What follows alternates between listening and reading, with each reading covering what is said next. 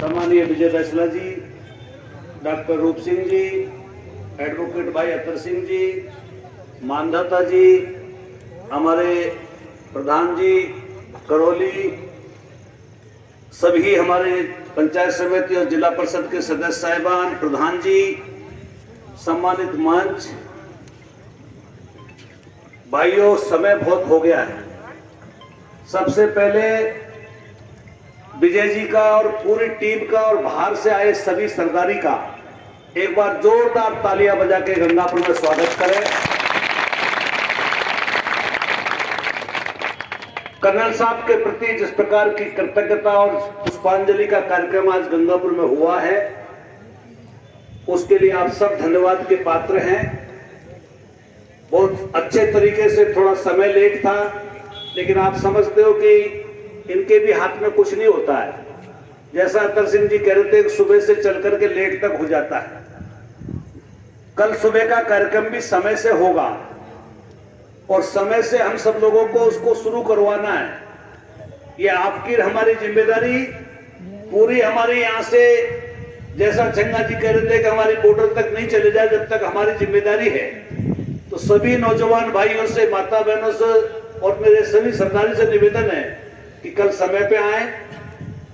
देखिए, कर्नल साहब के बारे में मैं समझता हूं हम वो लोग हैं जिनको सौभाग्य मिला उनके साथ काम करने का, और कितना ही बोले उसका कोई अंत नहीं है।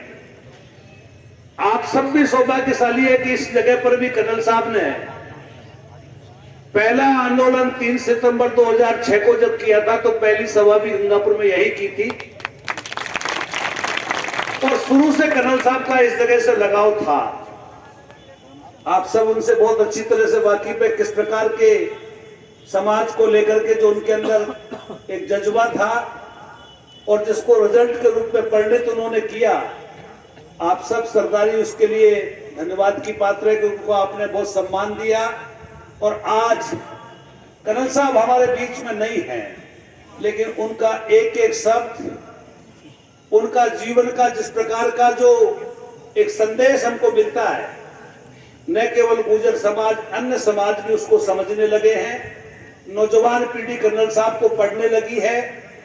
और मैं आपको बताना चाहता हूं, जयपुर के अंदर 20 स्कूलों के अंदर जब कर्नल साहब के ऊपर, उनकी थीसिस के ऊपर लोगों ने जब जानकारी मांगी, तो बहुत लोगों के फोन हमारे पास भी आते हैं कि साहब कर्नल साहब की एक वास्तविक हिस्ट्री क्या है।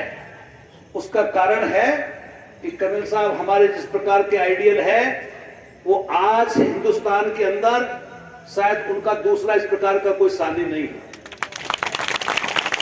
पुष्कर के अंदर 12 तारीख, भाई हमारे लिए तो पुष्कर वैसे भी सबसे बड़ा तीर्थ है।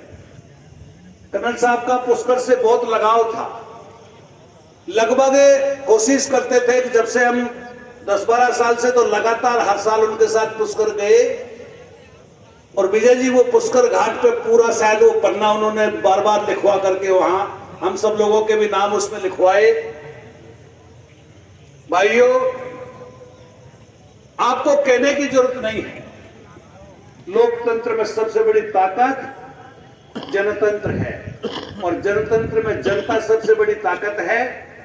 आप सब लोगों का उस सभा के अंदर इकट्ठा होना, हम कुछ कहें नहीं कहें, अपने आप सबके समझ में आ जाए।